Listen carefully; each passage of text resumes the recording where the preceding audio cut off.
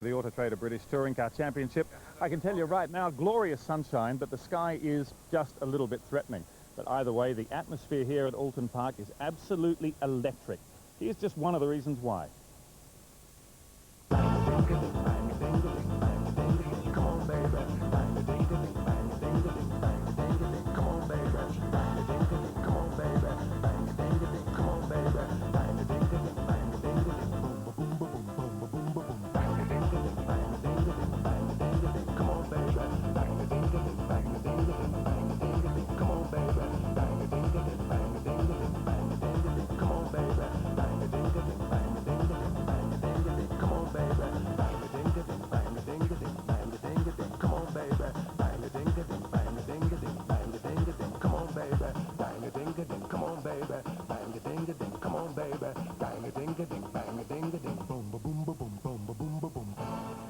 Hot stuff, very, very hot stuff. But it's not just the knock 'em down, drag 'em out action that's contributing to the atmosphere here. It's also because the Drivers' Championship is going right down to the wire.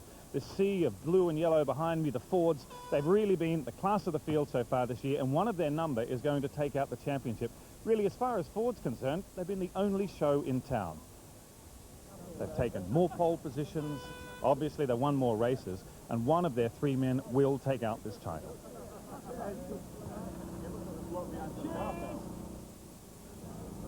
I'm Anthony Reid, and I'm going to win the championship.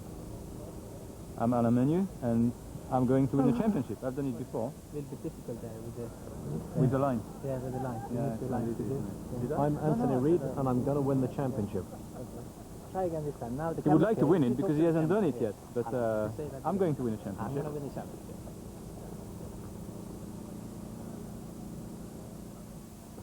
I don't think he can win the championship with his hat in front of his eyes. No chance. No I'm Rick Ryder. I'm going to win the championship.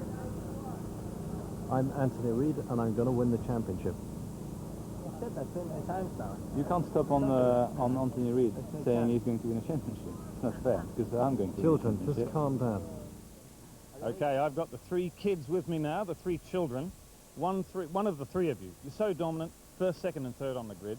I guess you were the ringleader just a moment ago. Anthony Reid, we'll start with you because you're the pole man. I recall you saying not so long ago that when it got down to this and either Alain or Rickard or you could win the championship, you'd basically lock each other in a metaphorical room and knock it out. Is this the time for that sort of tactic?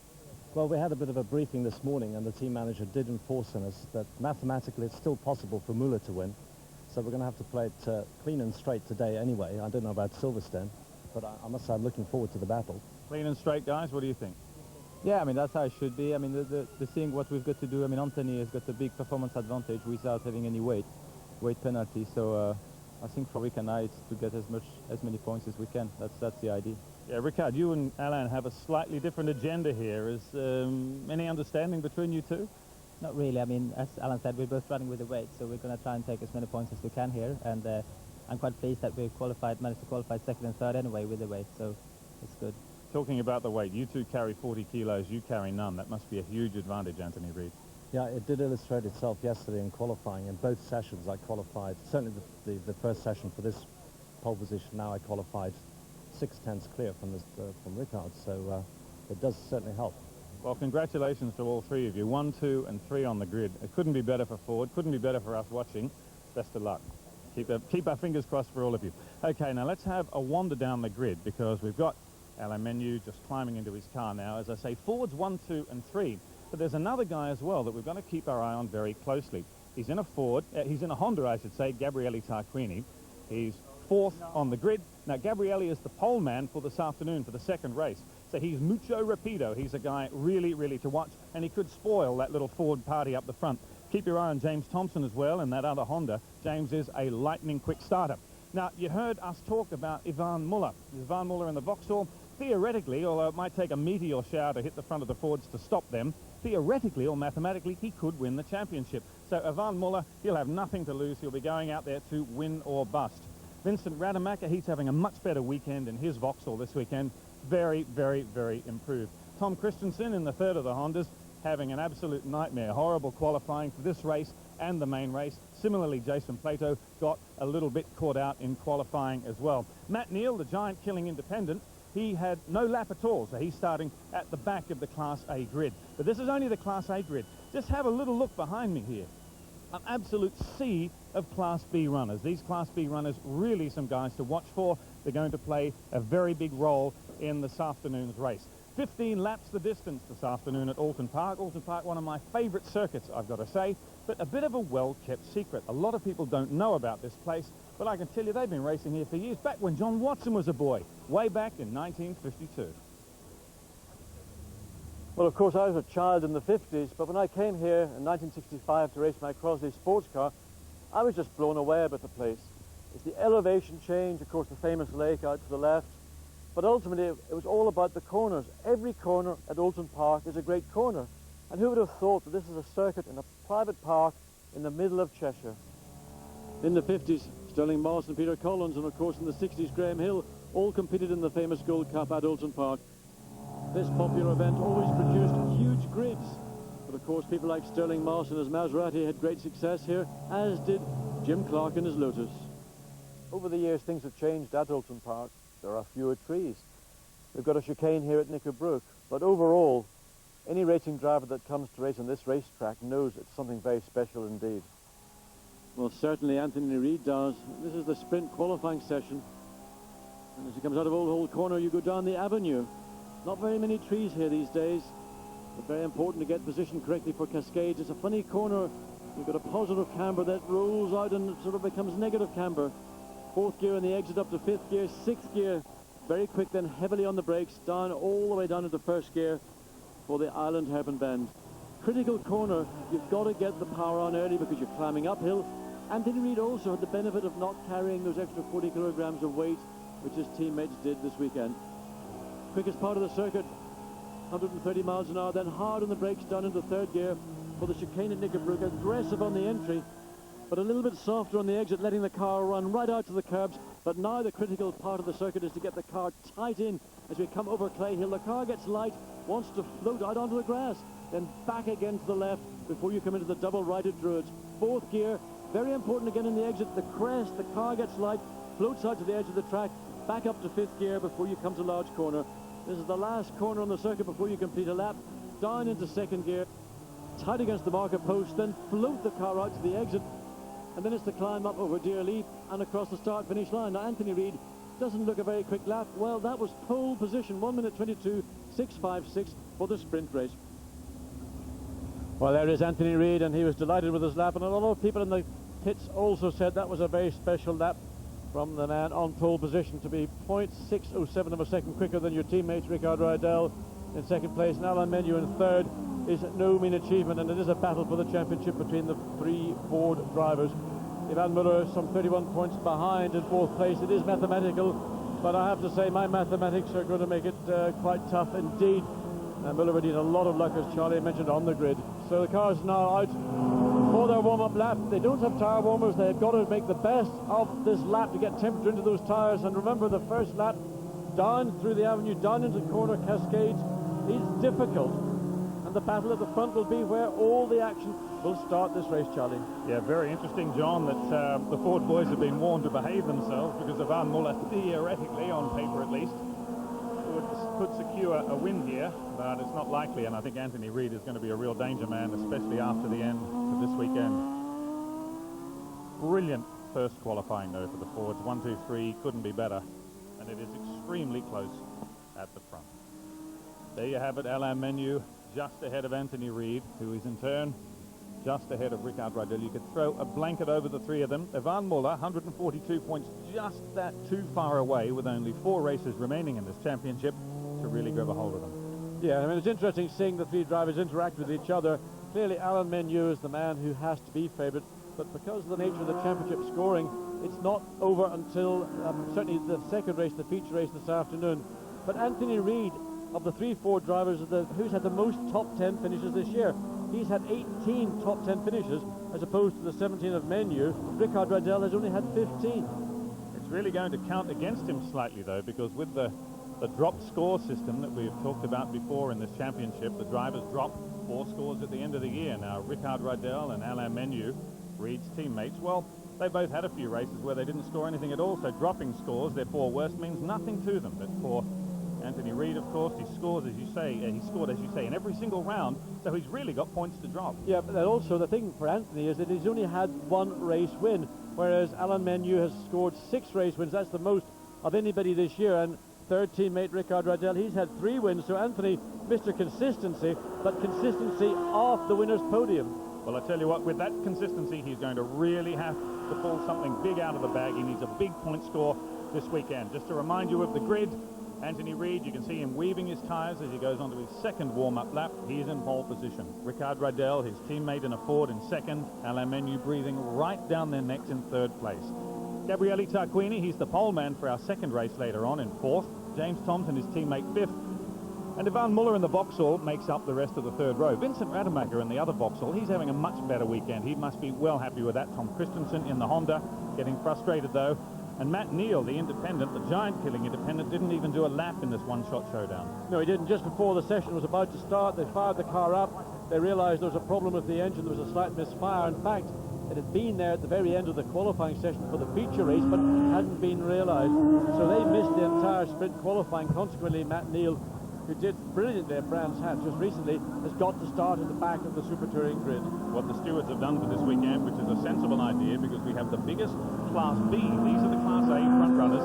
We have the biggest Class B field so far this year. They've actually slightly split the grid, so Matt Neal is at the back of the grid, but only the back of Class A, and I think that's a good safety measure. Yes, I do. I think that with 12 Class B cars out on the field, the biggest field of Class B cars we've seen all year, it would have been, well, let's say, task for Matt Neal difficult, but worse for the Class B runners, because they would have to be looking forwards and back at the same time. And there are the Class B runners. You just saw Eves and Morrison in those 2 luridly green Peugeots. They really are the Class B cars to beat. They're very, very quick around here. Alan Morrison, of course, the regular man and leading the championship in Class B, but he's been slightly sort of miffed because last time out, Tony Roykkonen was his teammate and he beat him, and then this time Dan Eves standing in for Roykkonen. He's also quicker than Alan Morrison in qualifying, so Alan, comfortable championship situation, basically unchallenged, has got competition from within his own team, but expect Dan Eves to fall into line when it comes to going across the finish line. Yeah, but it's still very, very focusing. There he is, Morrison. It must be slightly annoying for him that that Eves had just pipped him at the post, and only did so right at the end of qualifying as well. It's a very, very close thing. There's Anthony Reid, your pole man. As you can see, a staggered grid because it's a very tight first corner. Ricard Riddell in the second of those yellow and blue Fords. Alain Menu, third position there, our championship leader. Staggering the grid is important. The first corner here at Oulton Park is extremely difficult. Just got to keep so focused. The field funnels down. It really is very difficult for cars to go 2 abreast around that first corner. Also sitting a long time in pole position because we've got a big field here, and they're still actually forming up on the grid. So Anthony Reid will be thinking, how long have I got to wait for this race to get underway? Yeah, his nerves will be up. Very, very much so. It's so important for him to bank big points here because he's going to have to drop some. And he wants a big score to hang on to. Look at that field. It stretches all the way back down the hill. Class B runners, the green flag being waved at the back of the field to tell us all is clear. Red lights are on and the revs are up, which means they're ready for a race, and they are away. Anthony Reid on the left. Ricard Riddell switches to the left and he hits Alain Menu. Riddell and Menu touch. Riddell is wounded, he's out. Reid is still through, he's leading. Riddell is stopped in the middle of the track. Has everyone fed past? Yes, they have. No, one of the Alfa Romeos. That's Ferrier. He's been caught up in that. Clipped somebody as well. Been turned to the infield. Everyone else was funneling away safely, but Ferrier is still stuck in the middle of the track, as is Ricard Riddell, and now that's one of the other Alphas getting tangled up. That Class B battle is fast and furious. Well, we never expect to see a start like this. Ricard Riddell went from left to right. I don't understand what he was doing. Then we saw Ferrier's Alpha getting tagged by Harold and the Ford Focus, and then one of the Hondas got the second Alpha, and this is only halfway around the first lap. And of course that means that now Anthony Reid is in the distance with Gabriele Tarquini in the Honda right behind him. Now there's James Thompson in the second Honda, and he is challenging Alain Menu. So it's Reid first in the Ford, then it's Tarquini in a Honda second, then it's Alain Menu in a Ford right behind them. It's going to have to be a safety car, I guess. Yes, the safety car is getting ready for these guys because, of course, we've got Ricard Riddell's car still stranded on the track. Yes, I mean, they've got not only cars on the track, you've got bits of circuit signage got dragged on as well in Old Hole Corner, so everything is going to go back under the safety car. It'll probably be out for a couple of laps to get the garbage removed, and then we'll get this race underway once again. That is terribly bad luck for Ricard Riddell as we see him walking back because I reckon he's walking away on his championship. I think you can say that Ricard's chance, he was the weakest of the three in the championship. There is his Ford. Now they'll be working hard to get that car ready for the feature race later this afternoon. They just seem to tangle. As you say, it was a very radical manoeuvre, and it didn't to me look as though anybody was lunging at anybody. That he just literally tripped over Menu. Just for no reason at all, he went from left across to the right, and Ricard Rydell will rue that manoeuvre, whether it was a manoeuvre that he instigated or whether he was tagged from behind. Let's watch again. Yeah, have a look, because it looked as though Reed had got off slowly. Yeah, but no, there, I mean, Rydell just goes across. Menu sees what's happening. He doesn't lift off. He caught the back of Rydell's car. Now, that was something the Ford drivers were told to avoid at all costs. And obviously, they don't pay very much attention to Dave Richards, the boss of Pro Drive and Ford. And there's that Alpha. He went to the infield. Ferrier just ducked to the inside to avoid running into the... And that was a very big serve he got from Gareth Howell in that Ford Focus. Just nailed the back of him when he'd actually rejoined the track. Well, let's look again. Here's the situation. There's the start. We're on board here with Rydell. Oh, dear. That was a very, very firm nudge. You have to say, it was pretty clear there was nothing involved other than Ricard Rydell. Of course, he then got the tap from his teammate Alan Menu, and maybe Menu could have been a little bit more generous to him, but Rydell was very, very aggressive in the way he came across the front of his teammate. And I have to say, in that Class B battle, I don't know whether Gareth Howell in that black Ford Focus was caught unaware by that, but it seemed pretty unnecessary to headbutt the back of Ferrier's Alpha. Absolutely. I mean, I just wonder sometimes, you know, this is a newcomer into Class B, had success in touring cars previously, but, you know, you could see what was going on. Ferrier's car went across the track, knocked the circuit side, he's done. He had plenty of warning, he didn't have to bump into him. Yeah, absolutely unnecessary. Now, we're on board with Anthony Reid. This, of course, John Watson, is pretty good news for Alain Menu, because at least it's compressed the field again, because Alain, who is the series leader, is really, really keen on climbing past Anthony Reid if he possibly can. And, of course, in all that kerfuffle, it meant that Tarquini just jumped in front and is now ahead of Alain Menu as they move down the back of the circuit, trying to resolve things. Safety car light still flashing. It's going to go around at least for another lap. Yellow flags waving on the left-hand side. No one's passing. It's backed up the field entirely. Now, there's the view back from Alain Menu. He's in third position, and behind us, as I said, James Thompson's a pretty good starter, and he did start well. That's him in fourth place. Well, just watch him in Tarquini and James Thompson. The Honda is very, very powerful. We know that just in pure acceleration terms, it's the match for anything out there. In fact, we have noticed in previous events that it's actually quicker than most. So Thompson and Tarquini, of course, pole position for the feature race. He'll want to get his nose ahead of Anthony Reid if he can, but by having the field in single file as they come fast, trying to get all there, so you can still see Ricard Rydell's car. Nobody's come to remove that car yet. Yeah, I mean, it's all very well to run under the safety car. There's the view from James Thompson's car. That's Menu ahead of us. But Rydell's car is just stranded. I don't know what the strategy is. It's not a place to park it, but no one seems to be trying to hoik it out of the way. The suspension on it is severely damaged. We can see that as they file past. Now, this is the point you can see. Menu's ahead of us, but there's Tarquini. He's, as you say, very quick around here. He's the pole man for race 2. To have him in front of Alain Menu is not what Alain needs. No, it's going to be tough for Menu now. It will come down to the restart, but of course, because it's a single-line restart, it will be to the advantage of Reid and Tarquini. Menu's going to have to do something remarkable, and he's already done something pretty remarkable so far at the start of this race. There's the consequence of it, Ricard Rydell's car. Look at that front right wheel. You can just see in front of the steward's blue leg. Look, the whole suspension is very, very badly damaged. Well, he took a pretty good bite at the concrete pit wall. I'm sure the guy standing on the wall at that point, in fact, it probably was almost adjacent to where the Ford pits are. So they would have had probably the best view of it. If it wasn't the Ford, it was certainly the Honda pits. Yeah, they really had not got far off the line. And now here's the start. Because I don't think Anthony got off that well, so Ricard's decided to dive to the left. But he hit Reid, he hit Menu twice there. Yeah, it was somewhat unnecessary, but your emotions are very high, and of course a lot we won and lost there. We see the Alpha now having to go behind. The Ford goes through that circuit sign. A lot of damage to the car. I'm assuming it's going to be repairable. The team will be working flat out once this car is put onto the back of the flatbed, taken back into the pits, the bodywork stripped down, and well, great disappointment. I would like to be in the meeting that goes on after this race between Menu and Rydell. Their friendship may have taken on new consequences. Yes, it may well be a knock 'em down, drag 'em out affair. You can see all the concrete scars all the way down the side of that car, around the rear wheel arch, so that may actually have damaged the rear uprights as well. The suspension on these cars is very, very light, but actually quite frail. It is. It's designed to do certain things particularly well, and other things such as inputs from concrete barriers are not part of the design criteria. But of course, they're pretty well made pieces of kit, and technology today in touring cars is extremely high. Well, the championship chase is still as alive as ever. One man has retired from it for this race at least, Rydell. Alain Menu, he's our championship leader.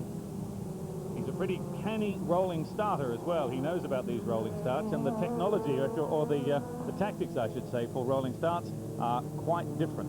Well, you see, I suspect Reid will slow them all down before they come into a large corner, and then pick it up pretty quickly. Lights are out on the safety car, so this is their last lap. So now Anthony Reid, who's done a lot of GT racing, so he knows a lot about these rolling starts. He's got to work out how to do it. Yes, he will do. And of course, he's got the advantage of that 40 kilogram, not carrying the extra 40 kilograms that his teammate Menu's going to carry. And Tarquini likewise carrying, in fact, no, Tarquini also without weight this weekend. So the two, the Honda and the Ford, really ought to get the advantage at the start here. Yeah, that's right. A rolling drag will really, really suit their purpose. And also, James Thompson in the Honda, which is right behind Alain Menu, also carries no weight. So James Thompson will be all over the back of Alain Menu at the start of this race, I assume. If James starts well, he's done a lot of rolling starts in the year. I've raced against him doing a lot of rolling starts back in saloon days years ago, and James knows all about trying to exploit a rolling start and getting right on the bumper of the man in front. Of course, these laps under the safety car also, they do count, so it's going to be a tough battle. And the restart very shortly underway, and watch Reid what he does. His tactics are going to be key to how this race unfolds. Cruising back down the hill now. This is the Knickerbrook chicane. Very, very rough part of the circuit there. Very, very difficult. So what's actually the plan? How does it physically work doing the rolling start? Well, you're going to come around behind the safety car. It'll peel off as they go up the relief. But if I was in the position of Anthony Reid, I would want to make sure that I've got the field as compacted as possible. And then through large, I would get on it as hard as I could to try and steal an advantage. I'm not going to get very much from Tarquini, but it's everybody else down the line that are going to suffer. So I'm going to get away as quick as I can. I know that Tarquini will be working this out as well, so he will anticipate what I'm doing. He will probably go with Reid, but those two have a chance to make a clean break and get their race underway. And the real trick, the real advantage for the man in front is that, of course, no one is allowed to pass him until they've crossed the start-finish line. So now this is the last corner. There's the safety car. It's going to peel off to the right. Now the start is in the hands of Anthony Reid, the Ford driver. He's bunching them up, as you said, bunching them up, bunching them up. Now he stands on it across the line and tries to get away. Reid away first. Tarquini is away well. James Thompson in the second Honda moving up on the inside of Alain Menu, but he can't do it. Everyone else through cleanly. There's the Class B runners. And that's Dan Eaves losing a couple of places there in that bright green Peugeot. Bad start from him. Cracking start there from Reid and also from Tarquini, and Menu coming under some real pressure already. Carrying more weight, and he didn't get the start. Reid and Tarquini did. Down the back straight for the first time. Tarquini very much in touch with Anthony Reid. They stand on the brakes here.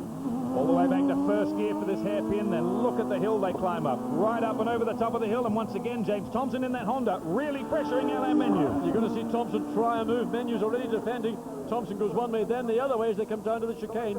Alain Menu coming under real pressure. Reid is through cleanly. That's fine. So's Tarquini. But where's Menu? Menu was down on the inside. He has held up Thompson off. Yes, that's fine.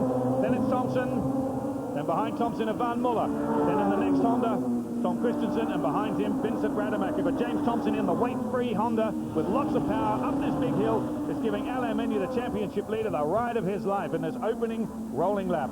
Well, the thing we don't know, did Menu's car get damaged in any way in that contact with Rydell? We've talked about Rydell, but was Menu's car damaged? Maybe there's anything around the steering. Yeah, it could be, and if that's the case, and it's only a little bit of damage, it'll still play on tyre wear, and the handling of that car will really deteriorate, won't it, as this race unfolds. Across the strike for the first time, and it's still Reid. There's a Van Muller in the Vauxhall. Reid, Thompson, Honda. There's Alain Menu, there is Thompson, there's Muller in the Vauxhall right behind him. Now here is the view back from Alain Menu's car, and we are looking at James Thompson down Cascades, fast part of the track.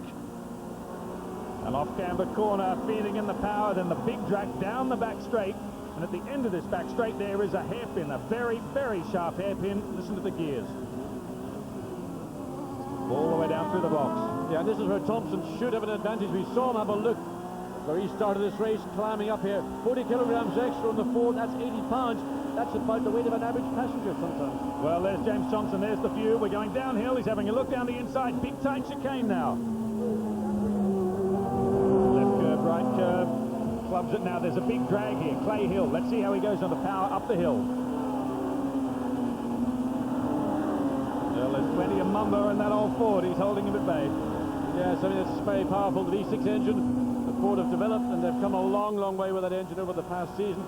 And Honda, who normally are the ones that we assume are going to make up ground on horsepower, not much between the two cars. Now, down on the brakes. Through Lodge Corner, down Deer Leaf, and up the other side. Makes you a bit seasick, but it actually gives you a very good view of the undulations on this circuit. And the one thing that happens at Oulton Park is you're constantly changing altitude.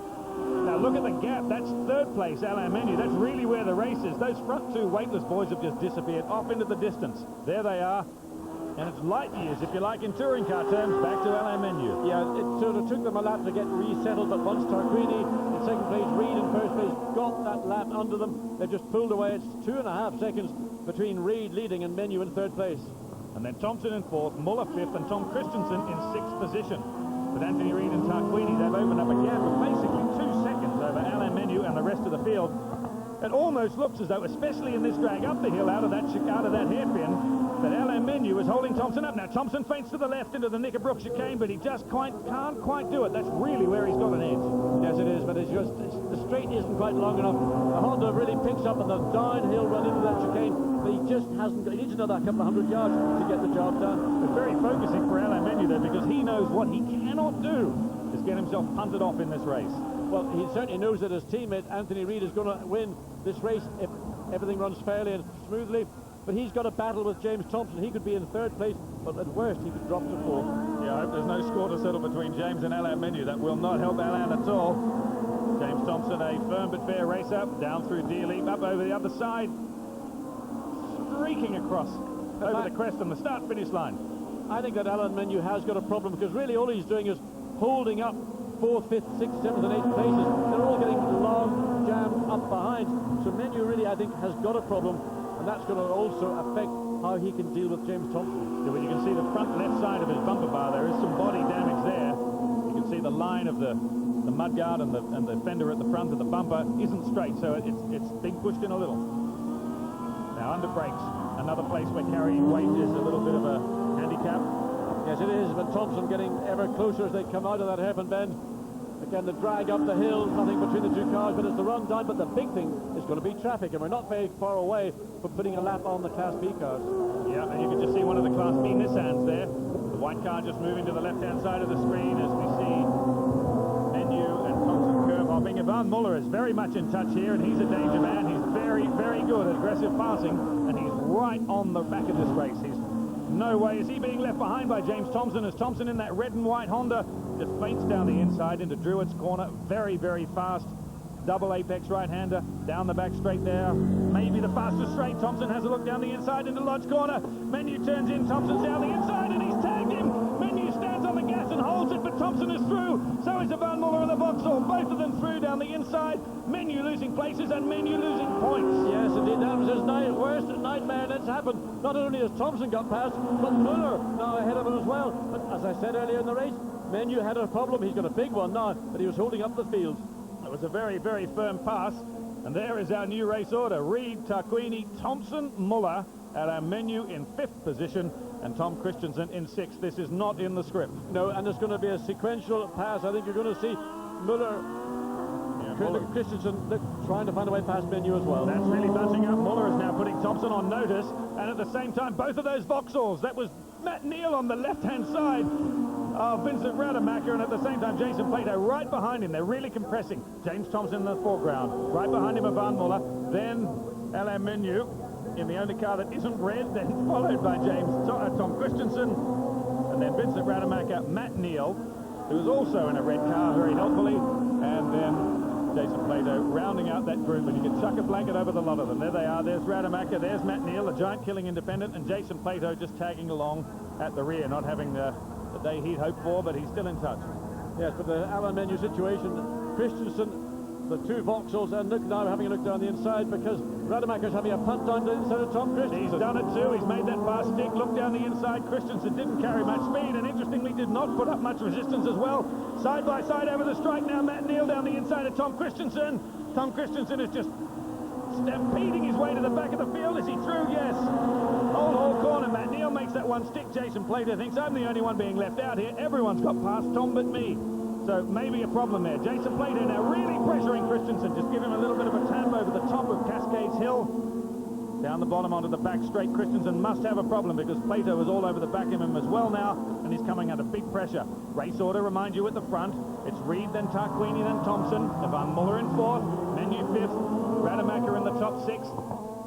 Now Matt Neal in that red Nissan is starting to bring Vincent Rademacher under pressure side by side down the hill. That's Rademacher in the red Vauxhall, Matt Neal in the red Nissan, and Christensen just behind them in that red Honda. Jason Plater bringing up the rear. Tom Christensen must have some sort of trouble. Yeah, suddenly it seemed that he was going backwards quicker than he was going forwards, but there's a battle going on here. We're watching this on the screen, but down in Class B, Alan Morrison, who's leading the class right now, he's got his hands full with Gavin Piper in the Alfa Romeo. He's just 0.8 of a second ahead of second place in Class B. The Alain Menu, fifth position, carrying 40 kilos, leading the championship, not where he wants to be. Now here's that James Thompson pass again. Alain Menu turns in, Thompson sticks his nose in, Menu tags the front. How do you call it, Johnny? Well, I would say that was about 50-50. Menu could see that Thompson was coming. Thompson put his nose in the inside. Once he got it there, it was inevitable there's going to be contact. That's touring car racing, you accept it. In single-seaters, it would have been unacceptable. Yeah, in single-seaters, they both would have finished up in the gravel. But you have to ask yourself, would Menu not have been wiser just to concede one place rather than turning himself around almost like that? I think you're right. I think that's what he's now regretting, because not only has he let Thompson through, he's let Menu, and Menu's championship hopes, okay, they're not great, but it's just adding another couple of points to his score. Yeah, Van Muller just sliding through in that pass. Now here's the lead battle, and it's Anthony Reid who must be battling very, very hard to contain his smile and delight apart from anything else, because he'll know very well what's going on. He'll know that it's Tarquini behind him. Tarquini's got the headlights on saying, come on, Reedy, get out of my way. Anthony Reid will be as wide as a Cadillac to get past today. He will not let Tarquini pass under any circumstances whatsoever because he needs maximum points. And that's Simon Harrison in the Class B white Ford Focus, who's having a bit of an excursion as well. They've had a busy day, those boys. Yes, Ford's back into touring car in Class B, the Ford Focus. Simon Harrison very strong in qualifying, but certainly finding the grass not as quick as the tarmac. Indeed. Over the strike. Now look at the gap. Where are they? Where are they? Where is the rest of the field? There's the rest of the field, and it is so far back. That was James Thompson, then Muller, then Menu, then Rademacher, then Neal, then Tom Christensen, and Jason Plato just spitting past us as we go over the top of Deer Leap and across the start-finish line. Menu has a little bit of a comfort zone now, at least, over Vincent Rademacher in the second of the Vauxhalls, as everyone was very, very wide through Old Hall Corner. This charge of Matt Neal, who's finally making some headway. He got stuck in the back of the field, of course, didn't go out to qualify for this race. He now running very close to the back of Vincent Rademacher. We watch this battle. Down into the hairpin, and Plato is hunting now. Rademacher's running a defensive line. He's held an inside line. Plato tries to switch back as they go up the hill. Let's have a look at the drag, see who's got the horsepower. There's Matt Neal just ahead of them. Christensen, Plato, very, very close to each other. Now here we have Alain Menu, fifth position. Rademacher, Matt Neal. It's important to point out that although Alain Menu is slipped back, he still is picking up points, so it's better than a poke in the eye with a sharp stick, but it's not the points that he wanted. Tom Christensen, Jason Plato. Now these two have got history, I think they say in the trade. Plato and Christensen have banged into each other on many occasions. In the driver's press conference after the last race, as Jason Plato moves down the inside of Christensen, Christian moves across the cover. Plato switches back. We've got to turn right here now, boys. What's going to happen? Christensen fought off in a very, very firm way. Jason Plato's advances as they go up and over the strike. Plato's in the toe. He's going to get crossed. They don't like each other. This could end in tears. Yes, and also poor Plato, he's saying, I know that Honda's quick in a straight line. I did everything I could do coming into large. I went one way, then the other way, cut back, got the momentum, got the run, but it just didn't have the speed at the end of the day. Well, Plato has accused Christensen of not being aware of where other drivers are on the track, but I'll tell you what, Christensen knows better than anybody else where Jason Plato is right now, because he is moving to cover. And Pato moving strange line through Cascade. I think he tried to give himself an advantage on the exit, but got too wide in the corner, lost some of the momentum. But now we're getting into the field, the Class B cars. That's Andy Middlehurst in the blue Nissan Primera. Not a problem for the Super Tourers. They just drag past, and that uphill climb out of the happen. Andy Middlehurst, very seasoned campaigner. He's raced in Class A touring cars and saloon cars, making a welcome return now to the touring car ranks. He says that car's got a lot of sorting out. It isn't done yet.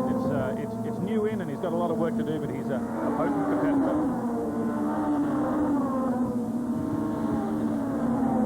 There's the gap between them. Alain Menu is not managing to shake Vincent Rademacher in the Vauxhall. Vincent Rademacher having a much improved weekend. His spirits, I think, might have been down across the middle of the season, but he's a very, very quick driver, and he's using that Vauxhall as hard as you can. The car drifting a little bit under brakes there, really trying to lunge at Menu. And in fact, back at the meeting here in May, he was second in the sprint race, so maybe it's just one of those things, a circuit that a driver really likes, gets on with, and just lifts him, and Rademacher driving well. Well, he can see that the championship leader's ahead of him, and he can see that for whatever reason the championship leader is gettable, and he wants to lay his hands on him and pick up a place. Rademacher inside the top 6. Recapping, 13 laps down. Tarquini, Thompson, Muller, Menu, and then Rademacher. Anthony Reid way out in front, and as you can see, there are 7 seconds now separating the first 2 from the rest of the field. That is how hard they are charging and how much pressure Tarquini is putting Anthony Reid under. Like Rademacher here putting Menu under pressure. Menu's just got to hang on to this. Now look, Rademacher's got his headlights on. He's on a charge. He wants to get past Neil, and the Nissan's got his headlights on as well. Rademacher closing up through the Knickerbrook chicane. They stand on the brakes, go from 6th gear down to 2nd to get through that, and all the way back up the hill again. Alain Menu coming under pressure. 18 laps the distance now, of course. It was a 15-lapper, but those first 3 laps under the pace car do not count towards the race total. So these boys have got to do 18 tours, and that's just what Alain Menu does not want to hear. And also Alain Menu can see just up ahead of him, there are a couple of the Class B cars. I think that's James Kay and Dan Eves, so they're going to come into play with this battle with Menu, Rademacher and Neil. And that's what Rademacher and Neil are looking for. It's what Menu will look to avoid. Strange bit of brake bias, though, on Vincent Rademacher's Vauxhall. Have you noticed every single time hard on the brakes, it seems to creep and wander, right? I don't know what that's about. I think he just drives it around the front wheels, and whatever the back does, a bit like Ivan Muller. For me, I'd like to have a brake balance a little bit more biased towards the front, but these are front-wheel drive cars. They're totally different to the cars I've ever raced. Okay, here's the rearward view. We're on board with Menu. That's Rademacher lunging up behind us. We've got a hairpin to deal with here. Dan Eves in the Class B Peugeot moving to one side. Nice manners, Dan. Thank you for that. Class B Honda move to one side as well. Look how steep that hill is. And now we go down the other side. Now listen to him drop all the gears for Knickerbrook again. Hammering through the gears. And Rademacher all over us, hunting us. Just look at how aggressive Menu's having to be going through the chicane. The rear wing of the car flexing one way and the other. Rademacher right into the rear wing of the car, but again on the acceleration up the hill, Vauxhall can't match force. Yeah, it really shows how hard that rear wing works, though. It works very hard indeed, and I think Rademacher, no weight on board, Menu 40 kilograms, still can't do anything. Interesting, that wing is only secured in the middle, too.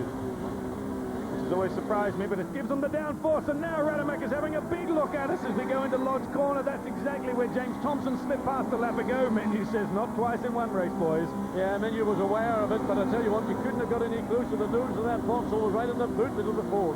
Yeah, I reckon he gets tasted as they went in there. Now he's lost a bit of momentum as a result. Rademacher has slowed himself up. Now he's got it all to do. We're on lap 15. It's an 18-lap race. Still Reid out in front, with Tarquini right behind him. Now, down under Cascade, just slipping through the inside there of Morrison in the other Class B Peugeot. He's really storming. He's leading that battle. Now, Menu is on the inside. Big wander under brakes. You can see how hard he's pushing. I think he is actually touching Rademacher so close. Now he's on the inside. That was very, very, very forceful stuff. Very spectacular, but in fact, it doesn't do you any good. Rademacher's getting too close to the back of Menu. He loses the momentum when it counts, which is out of the corner.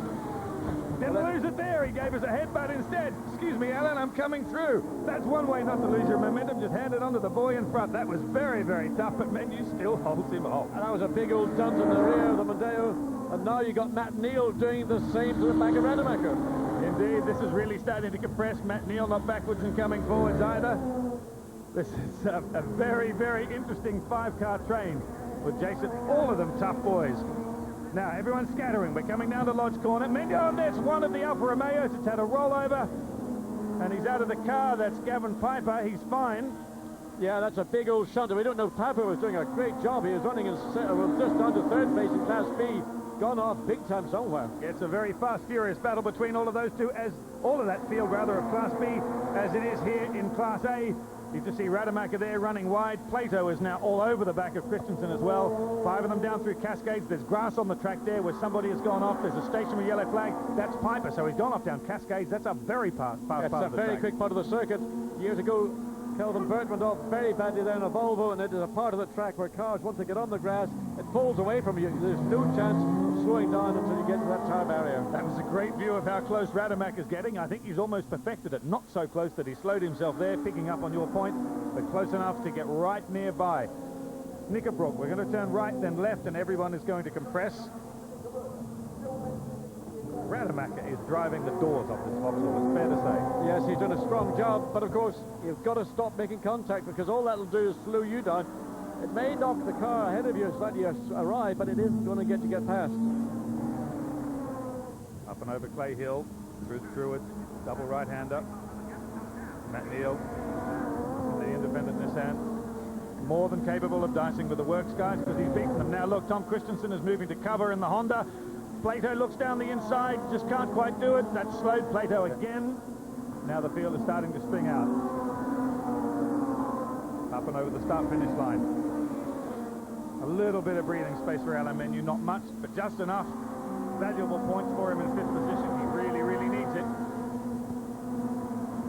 Race leader, Anthony Reid. Remember him? Tarquini right behind him. Gabriele Tarquini and Anthony Reid are welded together. Well, they've just managed to pull away from the field, absolutely trouble-free. Tarquini not able to take on Anthony Reid in a real battle, so he's going to go for second place points. That's 12 points for Tarquini, but it's more importantly 15 for Anthony Reid. We're going to be able to see a resumption of this battle later on this afternoon. This is the 1-2 battle on the last lap. We resume in race 2 because Tarquini will be the pole man and Reid will be alongside him, so they'll be very, very used to each other by the end of the day. Anthony Reid just got to keep it together now, keep it tidy, 1 corner left.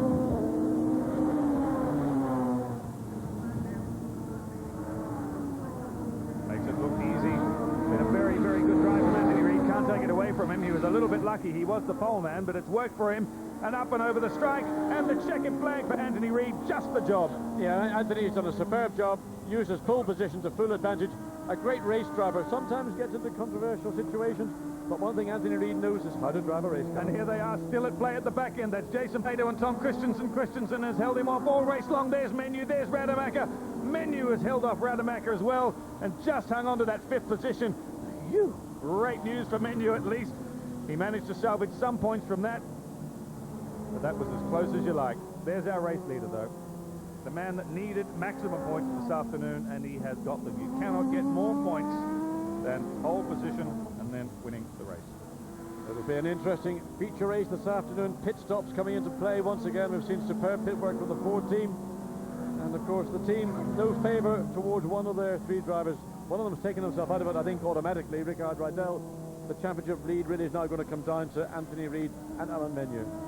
Yeah, it would take Reid and Menu not to finish this afternoon and Rydell to win to make it sensible.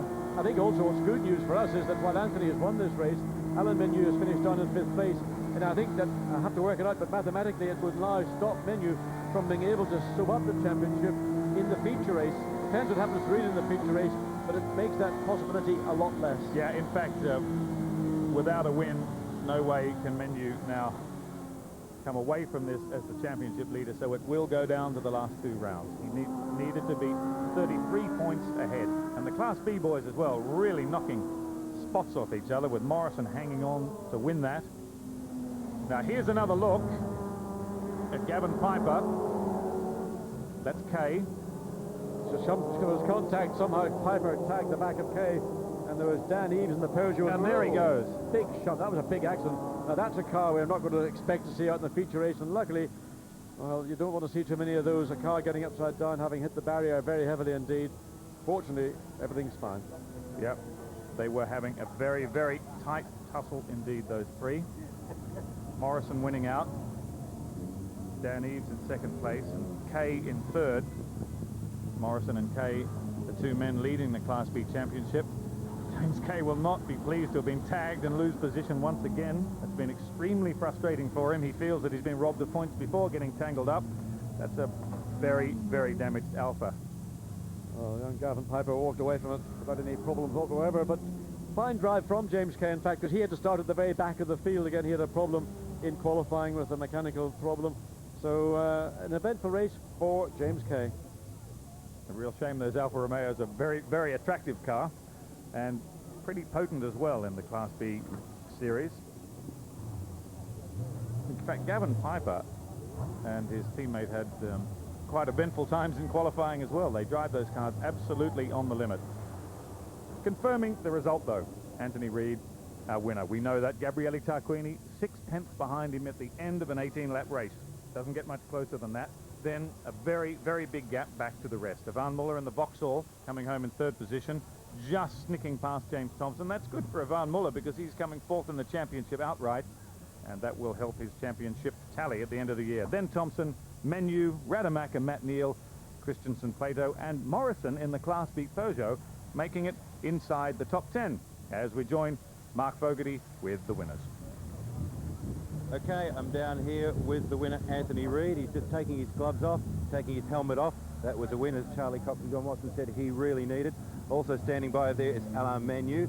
He'll have some interesting things to say about what happened at the start line. So here he is, Anthony Reid.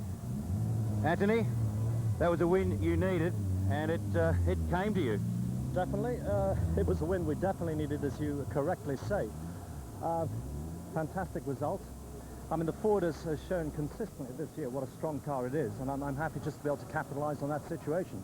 It looks like my two teammates had a little bit of a contretemps at the start. They did indeed. In fact, were you looking in your mirrors? Your eyes must have just about jumped out of your head. Well, as soon as I saw some action behind me, I knew I had to focus on the job ahead of me and just get on and race my own race. I can't control what these guys do on the circuit, but I can control what I do myself, and I've done it the best possible way, and that's to win today, so that's good. You must have been at least surprised. I didn't expect too much, to be honest, too much competition from my teammates. We'd had an interesting briefing with the team manager prior to the race, so I was surprised as to what actually happened, but you know, I thought that we were going to be quick all weekend because we don't have the ballast. You see, the other two carry 40 kilograms for winning at the previous race at Brands Hatch. Very good. Anthony Reid taking advantage of having no ballast, and he goes into the championship lead on point. We'll just wander across here and find the second place getter, Gabriele Tarquini. Gabriele, raising a bit of a sweat there, drinking some water. So you must have had a grandstand view of what happened between Ricard and Alain Menu at the start. What did you see?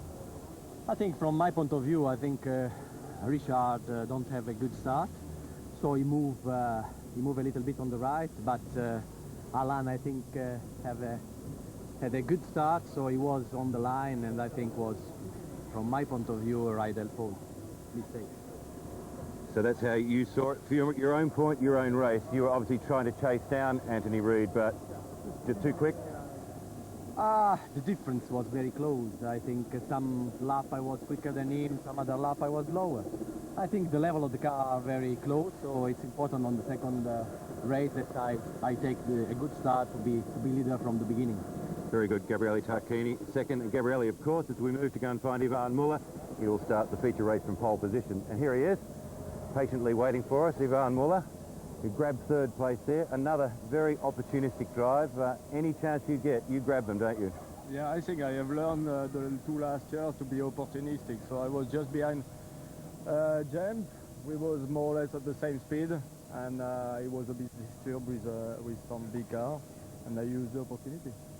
Fought your way through to third, and that's quite important because I guess even though it's still a long shot, still probably mathematically you're still in chance with a title, with a chance with the title. Until we didn't give the cup to the champion, we still have a chance, so we have to fight until the end. And fight you did indeed. Okay, thanks Ivan Muller. We'll now wait for Alain Menu as he just walks across. Alain obviously has a very interesting tale to tell. What happened at the start there? Well, I had a better start than Ricard, but for some reason he decided to to like close the door, and he was driving me on the wall. But I had more speed, so I was overtaking him.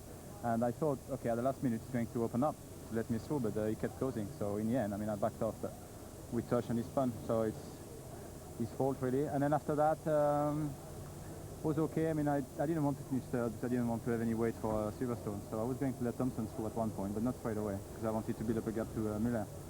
But then Thompson decided otherwise, and he almost spun me around at Lodge. I mean, I was completely opposite luck, flat on the throttle, and I just got away with it, and Müller went fast as well. And then at the end, it was a bit of a struggle. I think the car must have been damaged in the 2 contacts, and it was hard to keep Rademacher behind. So, but I guess for the championship, it's not a bad operation. 56 points, so it's not too bad. Well, it's going to be a fight down to the wire now, but going back to that start line incident, I mean, it's quite remarkable and it didn't happen, should it? No, but having said that, I mean, we seem to have problems most times here at Oulton Park. I mean, it's quite narrow. But really, that should not happen, no. I mean, at the end of the day, you know, if you make a bad start, then, you know, that's your own fault, so then you should concede. Yeah? I mean, the problem is you took a big risk, and you know, I took a risk too, actually, to try to carry on, but I was faster. It was my line, so that's how it is. Okay, thanks, Alain Menu. Well, that was